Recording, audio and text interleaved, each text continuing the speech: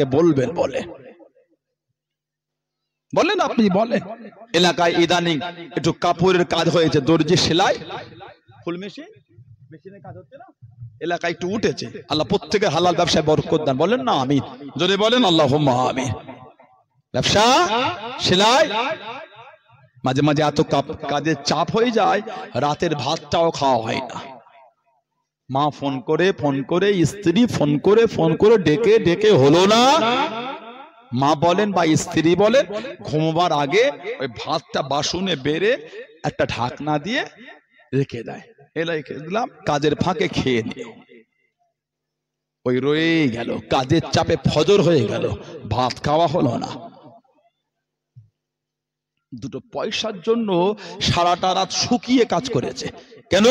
কাজের চাপ, সকালে মালটা ডেলিভারি করতে হবে, সকালে মাল না দিলে ও কাজ আর নেবে না, কাজটা আমার ওপর চেপে যাবে। সারা রাত জেগে ওভার টাইম লেবার গুলোকে করিয়ে কাজটাকে তুলে সকালে জমা দেবে বলে রাতের ভাতটাও খায় না, দুটো পয়সার জন্য। আল্লাহ দুটো টাকা দিলে সহ্য হলো না, ওইখান থেকে বার করে লটারি কাটছে। বলেন এই কষ্টের কথাটা আপনি কাকে বলবেন বলে? আল্লাহ পাক আমাদের বাড়ি ভাইগুলিকে আল্লাহ বুঝার তৌফিক দেন। আল্লাহ পাক এই নোংরা কাজ থেকে আল্লাহ মনগুলিকে ঘুরিয়ে দেন। বলেন আমিন, জোরে হলো না আমিন, জোরে বলা গেল না আল্লাহুম্মা আমিন। মন ভালো করে মানবেন, মানার মতন মানেন। আল্লাহকে যারা খুশি করেছেন তাদের থেকে শিক্ষা নেন। আল্লাহর রেজা যারা অর্জন করেছেন তাদের থেকে শিক্ষা নেন। মোহাব্বতটা কাদের, প্রেমটা কাদের। হাদিসের বড় ইমাম ছিলেন হযরত আব্দুল্লাহ ইবনে মুবারক রাহমাতুল্লাহ। উনি হাদিসের বড় ইমাম, অনেক আলা মাকাম পেয়েছেন। আব্দুল্লাহ ইবনে মুবারক রাহমাতুল্লাহ, হযরত আব্দুল্লাহ ইবনে মুবারক রাহমাতুল্লাহ, উনি গিয়ে বসতেন ইমামে মালিক রাহমাতুল্লাহ আলাইহির সোহবতে। আব্দুল্লাহ ইবনে মুবারক রাহমাতুল্লাহ ওনার তওবা, উনি একটা মেয়েকে ভালোবাসতেন। একটা মেয়ে নিচে নেমে গল্প করতো না, নিচে আসতো না, ওই বাড়ির ওপর থেকে একটু তাকালে উনি খুশি হয়ে যেতেন। এশার নামাজটা পড়ে ওই মেয়েটার বাড়ির নিচে গিয়ে দাঁড়াতেন। মাঝে মাঝে ইমাম একটু বড় কিরাত পড়লে আব্দুল্লাহ ইবনে মুবারক রাহমাতুল্লাহ একটু বিরক্ত বোধ করতো। ওহ, এত দেরি করে দিলে আমি যাব কখন? এক তারিখে ইমাম একটু কিরাত লম্বা করেছে, নামাজ দেরি হয়েছে, মসজিদ থেকে বার হয়ে হাঁপাহাঁপি করছে, আজ হয়তো দেখা হলো না, আজ হয়তো দেখা হলো না। বাড়ির নিচে এসেছে, সেদিন মহিলাদের বাড়িতে আত্মীয় এসেছে। কে? আব্দুল্লাহ ইবনে মুবারক রাহমাতুল্লাহ, হাদিসের বড় ইমাম। মেয়েটা আর বাইরে আসে না, ঘন্টার পর ঘন্টা হুজুর দাঁড়িয়ে আছে। অনেক রাত্রিরে এক লম্হার জন্য মেয়েটা বাইরে এসে খালি হুজুরকে বলে আজকে আমার বাড়িতে মেহমান, খুব ব্যস্ত, আজকে নয়। ওই এক লম্হার জন্য এসে দেখা করেছে, ওতেই হুজুর খুশি। টুকটুক টুকটুক করে হাঁটতে হাঁটতে হুজুরের মনের মধ্যে এবার উদয় হচ্ছে, আমি এর জন্য এতক্ষণ দাঁড়িয়ে আছি, একবার বার হলো, এতেই খুশি। এটা মেয়ের জন্য আমি এতক্ষণ দাঁড়িয়ে থাকতে পারি, আমার আল্লাহর জন্য আমি পারি না। একটা মেয়ের জন্য যদি এতক্ষণ দাঁড়িয়ে থাকতে পারি, আমি কি আমার আল্লাহর জন্য পারি না? ওই যে তওবা করলেন, যতদিন হায়াতে ছিলেন তারপরে একটা রাতেরও তাহাজ্জুদ ওনার বাদ যায়নি। যদি বলা গেল না, কে? আব্দুল্লাহ ইবনে মুবারক রাহমাতুল্লাহ, হযরতে যিনি ইমাম বুখারীর উস্তাদদের মধ্যে পড়েন, মুহাম্মদ ইবনে ইসমাঈল বুখারী রাহমাতুল্লাহ, উনার উস্তাদদের মধ্যে আব্দুল্লাহ ইবনে মুবারকের লিস্ট। এত বড় ইমাম ছিলেন হাদিসের। উনি গিয়ে বসে গেলেন কোথায়? ইমামে মালিক রাহমাতুল্লাহ আলাইহির সোহবতে। হাদিসের দর্শ চলছে। কি মুহাব্বত আল্লাহর রাসূলকে তারা করেছে। হযরত আব্দুল্লাহ ইবনে মুবারক লক্ষ্য করে দেখে নিলেন, ও যুবক, আল্লাহর আলী হযরত ইমামে মালিক রাহমাতুল্লাহ আলাইহি শরীরের রংটা পাল্টে গেল, মুখের কালার বদলে গেল, শরীরের রংটা পাল্টে গেল, শরীরের রংটা চেঞ্জ হয়ে গেল, আবার পাল্টে গেল, আবারও বদলে গেল, মুখের মধুর্যতা কমে না। আল্লাহ নবীর হাদিস শরীফ বন্ধ হলো না, আল্লাহ নবীর হাদিস শরীফটা বন্ধ হলো না, 16 বার রং পাল্টে গেল, হাদিসে মজলিসটা শেষ হয়ে গেল, হাদিসে মজলিসটা শেষ হয়ে গেল, সবাই উঠে উঠে চলে যায়। ও জমাকেম আল্লাহ নবী হযরত আব্দুল্লাহ ইবনে মুবারক রাহমাতুল্লাহ আলাইহি আল্লাহ নবী চার ইমামের এক ইমাম হযরত ইমাম মালিক রাহমাতুল্লাহ আলাইহি কাছে গিয়ে দাঁড়িয়ে গেলেন, সামনে চলে গেলেন। আল্লাহ পাকের নবী ও হযরত ইমামে মালিক রাহমাতুল্লাহ আলাইহি হুজুর বেয়াদবিটা মাফ করুন, গুস্তাখিটা ক্ষমা করুন, আমি আপনাকে দেখেছি হুজুর, আমি আপনাকে লক্ষ্য করেছি হুজুর, আপনি যখন আল্লাহ নবীর হাদিস শরীফের দর্শ দিচ্ছিলেন, হাদিস শরীফটা পড়ছিলেন, শরীরের রং পাল্টে গেল, মুখের কালার বদলে গেল, শরীরের কালার পাল্টে গেল, মুখের মধুর্যটা কমলো না, হাদিস শরীফ বন্ধ হলো না।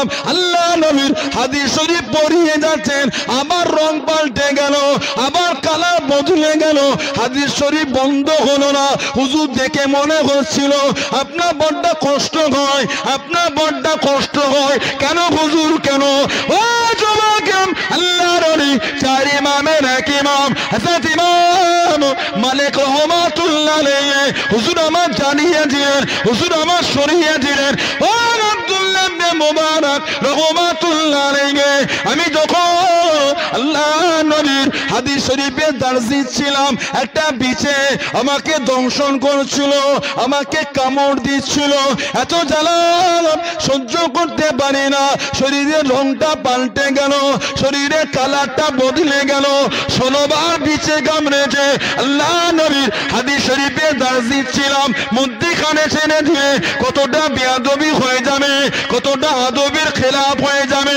ও আব্দুল্লাহ ইবনে মুবারক 16 বার বিছের কামড় সহ্য করেছি, আল্লাহ নবীর হাদিস শরীফ বন্ধ করে না। জনে মরুন সুবহান, আর একটু জনে মরুন সুবহান। 16 বার আমাকে বিছে কামড়েছে, 16 বার বিচের কামড় সহ্য করেছি, আল্লাহর রাসূলের হাদিস শরীফ বন্ধ করিনি। কেন? নবী পাকের হাদিস শরীফ পড়াতে পড়াতে বন্ধ করলে আদবের খেলাফ হয়ে যাবে। বিচের কামড়ে শরীরের রং চেঞ্জ হয়ে যাচ্ছে, সহ্য করে নিয়েছি, নবীর হাদিস শরীফ বন্ধ করিনি। জোরে বলবেন না সুবহানাল্লাহ।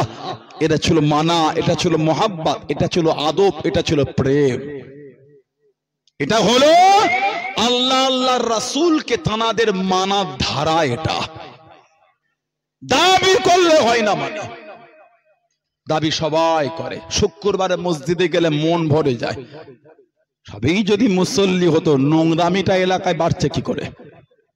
কথা বলে না, এটা আমার দিকে তাকান ভালো করে। এসে বসেছে, কিছু হলো নিয়ে বাড়িতে যান। আল্লাহ আমাদের বুঝার তৌফিক দান, আল্লাহ আমার মা গুলিকে বুঝার তৌফিক দান, আল্লাহ দয়াময় দয়া করেন, প্রত্যেকের মন আল্লাহ নোংরা থেকে ঘুরিয়ে দেন। বলেন আমিন। জোরে হলো না আল্লাহুম্মা আমিন। মনটা ঠিক করে, মনটাকে পরিবর্তন করে। আমাদের মাদ্রাসার প্রোগ্রাম, আমাদের আল হেরা মুজাদ্দিদিয়া সিদ্দিকিয়া, এই যে মাদ্রাসা আমাদের জনাব মাওলানা মুফতি ইউনুস আলী বৈদ্য সাহেব এবং আরো সাথে সঙ্গে ওলামা হাজরাত যারা আছেন, পূর্বরা শরীফ আমার বড় ভাইজান হুজুরও ওতপ্রোতভাবে খুব জড়িত মাদ্রাসার সঙ্গে। প্রতি বছরই তো ভাইজান হুজুর আসে, আর মেজো ভাইজান হুজুরও জড়িত, আমি গুনাহগারও আছি, আরো অনেক ভাইরা আলহামদুলিল্লাহ আছেন। আমার আব্বা হুজুর কেবলা কয়েক বছর হুজুর কেবলা এসেছিলেন, হুজুর কেবলা কতবার এসেছিলেন? তো কয়েকবার এসেছিলেন হুজুর কেবলা। এই দিনে আবার ফিক্সড জলসা আছে, আসতে তারপরও মাদ্রাসা ভালোবাসা এসেছে, মাদ্রাসার দিকে লক্ষ্য রাখবে। দিনের ইলম নিজে কম শিখেছেন, ওর জন্য আল্লাহর কাছে লজ্জিত হন, অন্যজনকে শেখার জন্য একটু পাশে দাঁড়ান। আল্লাহ রাসূল বলেছেন আফজালুল ইবাদাত ইবাদাতুস সালাত। যত রকম ইবাদত আছে, উত্তম ইবাদতটার নাম হচ্ছে নামাজ। ও আকিমুস সালাহ, আল্লাহ পাক কোরআন শরীফে বলেছেন নামাজ কায়েম করো। কিন্তু আল্লাহ কোরআন শরীফের প্রথম আয়াত আল্লাহ দেন নাই ও আকিমুস সালাহ, নামাজ কায়েম করো। কোরআন শরীফের যে প্রথম আয়াত আল্লাহ নাজিল করেছেন ওটা হলো ইকরা। সুবহানাল্লাহ বলে। কোরআন শরীফের প্রথম যে আয়াত ইকরা বিসমি রাব্বিকাল্লাযী খলাক। সুবহানাল্লাহ বলে। বলুন আলহামদুলিল্লাহ। আল্লাহর নামে পড়ো, এই ইকরা পড়ো, সেই পড়া। আল্লাহ রাসূল বলেছেন তালাবুল ইলমি ফরিদাতুন আলা কুল্লি মুসলিম, প্রত্যেক মুসলমানের জন্য ইলমে দ্বীন শিক্ষা করাটা হচ্ছে ফরজ। ইলমে দ্বীন শিক্ষা এটা হলো ফরজ। এখানে অনেক মানুষ বসে ভাই আছে, মুরব্বীরা আছে যারা এই হাদিসের উপর আমল করতে পারেন না, ফরজ কাজটা বাদ চলে গেছে, ইলমে দ্বীন শিখতে পারেন না। কিন্তু এই জলসা মাহফিল গুলিতে বসে ফরজ যেটুখানি জানার আল্লাহ পাক এই মাহফিলগুলি থেকে আল্লাহ সেগুলি অনেক সময় আমাদের করে জানিয়ে দেন। জলসা দেওয়াটা ফরজ নয়, জলসায় বসাটা ফরজ নয়, কিন্তু জলসায় বসে এই তালাবুল ইলমি ফরিদাতুন আলা কুল্লি মুসলিম, এই যে হাদিস, ওই হাদিসের আমলটা হয়ে যায়।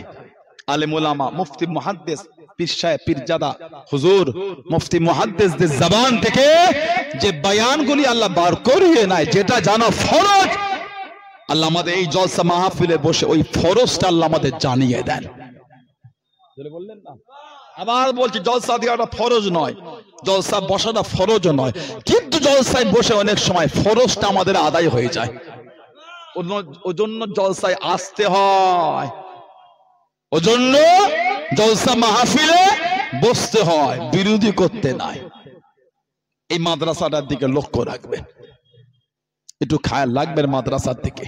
আমাদের মিশকাত চালু করার আমরা একটা আলোচনা করছি, নিয়ত করে নিচ্ছে, একদম কঠিন নিয়ত হবে ইনশাআল্লাহ। বলেন না ইনশাআল্লাহ, বলেন আল্লাহুম্মা আমিন। আমাদের মাদ্রাসায় মিশকাত আমাদের পুরো রেডি হয়ে গেছে সব আমাদের।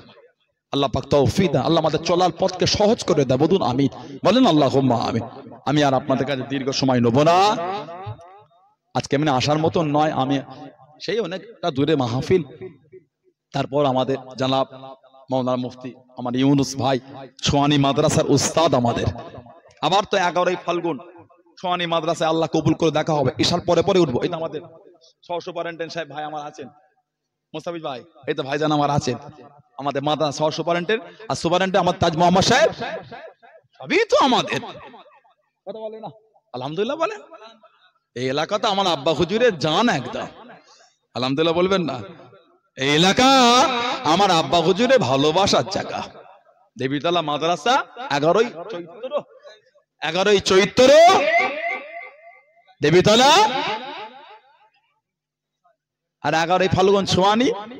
সব তো ছোট হুজুর কেবলা দাদুজান জুলফিকার আলী সিদ্দিকুর রহমাতুল্লাহ, দাদুজান হুজুরের হাতের জিনিস সব, আলহামদুলিল্লাহ বলবেন না। আমাদের বন্ধু কিছু আছে তারা আমাদের নিয়ে বলে, অত শোনার সময় আছে না, অত ভাবার সময় আছে, পুরো গতিতে বেরিয়ে যেতে হবে একদম, কোনো জায়গার সময় নেই। ফুরপুরা হুজুরা মাদ্রাসা করে না, মাদ্রাসা করে না, হিংসা করছেন কেন? আপনি জানেন, আপনি জানেন ফুরপুরা শরীফের সঙ্গে রিলেটেড সম্পর্ক যুক্ত এবং তার বাইরেও বাংলায় এমন কোন মাদ্রাসায় না যে মাদ্রাসায় ফুরফুরা শরীফের হুজুরদের দান নাই। অহংকার নয়, আল্লাহ শুকর করে বলছে, আমি নয়, ফুরফুরার হুজুররা কিছু না কিছুই দিয়েছে। ফুরফুরা শরীফের হুজুররা রক্ত পানি করে মাদ্রাসাটাকে দাঁড় করাতে কিভাবে হয়, কম মেহনত দেয় না। মুরব্বী চাচাগুলো বসে আছেন ছোয়ানি মাদ্রাসায়, আমার দাদাজান হুজুরের কম খেদমত। কি মুরব্বী বাপেরা বলেন আপনারা? আমার মেজর দাদাজান হুজুর মুফতি আজম হুজুরের কম মেহনত ছোয়ানি মাদ্রাসায়, বলেন আপনারা? আল্লাহ দিকে সাক্ষী করবেন, তাকিয়ে বলে। আমার বড় চাঁদাম পীর আল্লামা কালিমুল্লাহ সিদ্দিক রহমাতুল্লাহ নওয়ারুল আলমার কথা, আল্লাহ হুজুরের কবরটা আল্লাহ নূর করে দেন, বলেন না আমিন? জোরে বলা গেল না আল্লাহুম্মা আমিন। হুজুরের কম মেহনত, বলেন আপনি? আল্লাহ থেকে তাকিয়ে বলেন, কেন বিরোধী করছেন? কি লাভ ফুরফুরা শরীফের হুজুরদের বিরুদ্ধে বলে? কিচ্ছু পারবেন না। ইজ্জতের মালিক আল্লাহ, হকের হাফেজ হলেন আল্লাহ, বলো সুবহানাল্লাহ। ফুরফুরা শরীফ নতুন নয়, 800 বছর ধরে খিদমত চালিয়ে যাচ্ছে।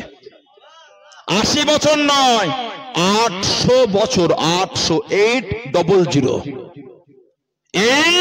800 বছর ইতিহাস ফুরফুরা শরীফ দিনের খেদমত চালিয়ে যাচ্ছে। জোরে বলে। ইসলামের শুরু থেকে তো আমার খানদান খেদমতে জীবন দিয়েই রেখেছে। সিদ্দিক আকবর আমার নবী পাকের প্রথম সাহাবী। হুজুর আমার আশা তিনটে, তার মধ্যে মনে হয় একটা আশা ছিল, মনটা চায় মাল আমার খরচা হবে আপনার জন্য, মাল আমার খরচা আপনার জন্য। আমার দাদু সিদ্দিক আকবর আবু বকর সিদ্দিক রাদিয়াল্লাহু তাআলা আনহু আমার নবী পাকের প্রধান সাহাবী। কথা ঠিক না ভুল বলছি? হিজরাতের রাতে বাড়িতে একটা কড়ি কানাও রেখে যাননি, সব বেঁধে নবীর সাথে চলে গিয়েছিলেন। ওনার আব্বা ছিলেন আবু কুহাফা, ওটা ওনার কুন্নিয়াত, ওনার নাম হলো উসমান। আবু বকর সিদ্দিকের নাম কি বলেন তো? সিদ্দিক আকবরের নাম কি? আবু বকর। ওনার নাম হলো আব্দুল্লাহ, ওনার নাম আব্দুল্লাহ। ওনার আব্বার নাম হলো উসমান, আব্দুল্লাহ ইবনে উসমান রাদিয়াল্লাহু তাআলা। ওনার উপনাম হলো আবু বকর, ওনার আব্বার নাম হলো আবু কুহাফা। আবু কুহাফা। সিদ্দিক আকবরের মেয়ে হযরতে আসমা বিনতে আবি বকর রাদিয়াল্লাহু তাআলা জিজ্ঞাসা করলেন, তোর বাপ যে হিজরত করলো তখন উনি মুসলমান হন নাই, সব নিয়ে গেছে না কিছু রেখে গেছে? কত বুদ্ধিমতী ছিলেন তো। ওনার লাকাব হলো জাতুন নেকাতাইন, দুই ফিতের মালকিন। উনি ওই কাপড়ে কুচি কুচি পাথর তুলে দিয়ে, দাদু চোখে কম দেখতেন, এই মুড়ে দাদুর হাত দেবে, এই তো আমার আব্বা অনেক কিছু রেখে গেছে। দাদু অন্ধ, চোখে কম দেখে হাত বলে, ওহ তোর আব্বা এত কিছু রেখে গেছে। হযরতে আবু বকর সিদ্দিক রাদিয়াল্লাহু তাআলা দ্বীনের জন্য সব কুরবান করে দিয়েছে। সুবহানাল্লাহ বললেন না? 800 বছরের ইতিহাস খেদমত করতে ফুরফুরা শরীফ। আল্লাহ করিয়ে নিচ্ছেন। হিংসা করো না, হককে হক বলে মানে, সত্যকে সত্য বলে মানে। লোকের কথা শুনে আপনি বিরোধী করছেন, গাল দিয়ে দিলেন, জানেন এই গাল কিয়ামতে আপনার জন্য কত ভারী পড়বে। আপনি জানেন গাল দিচ্ছেন, ছোট বড় ভাষা বলছেন, জানেন এই ভাষাগুলি কিয়ামতে আপনার জন্য কিন্তু ভারী পড়ে যাবে। আল্লাহে বিল্লাহে তাল্লাহে দুনিয়ার হিসাব নেব না। কি ভাবছেন আপনি? পারলে গ্রাম থেকে তুলিয়ে মোর মাথায় দাঁড় করিয়ে চামড়া ছিলতে পারি। হুজুরগুলোকে গ্রাম আসতে হবে না? আস্তাগফিরুল্লাহ, নাউজুবিল্লাহ। এক সেকেন্ডের জন্য এই ভাবনা আমাদের আসে, নাউজুবিল্লাহ। এগুলো রাসূলের চরিত্রের মধ্যে পড়ে না। কথা ঠিক না ভুল বলছি? এই নোংরা ভাবনা নবী পাকের আদর্শের মধ্যে পড়ে না। এক লামহার জন্য আমাদের মনে নোংরা আসে না। আস্তাগফিরুল্লাহ, আল্লাহর নামে সাক্ষী নিয়ে বলছি, ওয়াল্লাহি বিল্লাহি তাল্লাহি, আল্লাহর শপথ করে বলছি, যারা বিরোধী করো, মিথ্যা মিথ্যা গাল দাও, তৈরি থাকবেন আল্লাহর আদালতে কিয়ামতে হিসাব হবে। কত দেবেন দেন, আপনি কত গাল শিখেছেন আর বিরোধী করতে পারেন করেন, তবে সেদিনের জন্য প্রস্তুতি থাকবে, ভারী কিন্তু পড়ে যাবে, মনে রাখবেন। আল্লাহ পাক আমাদের করে হেফাজত করেন। আল্লাহ নোংরা মানসিকতা থেকে আল্লাহ আমাদের মনগুলি ঘুরিয়ে দেন। বলেন আমিন, বলেন আল্লাহুম্মা আমিন। আমি ইতি করলাম, আল্লাহ কবুল করে। দেখা হবে, এখন আজান হবে, আজানের পরে নামাজ, নামাজের পরে আবার আলোচনা শুরু হবে। আর আখিরে দোয়া আমার বড় ভাইজান হুজুর করবেন। একবার আমাকে সালাম দেন। ওয়া আলাইকুম আসসালাম ওয়া রাহমাতুল্লাহি ওয়া বারাকাতুহু। আসসালামু আলাইকুম ওয়া রাহমাতুল্লাহি ওয়া বারাকাতুহু।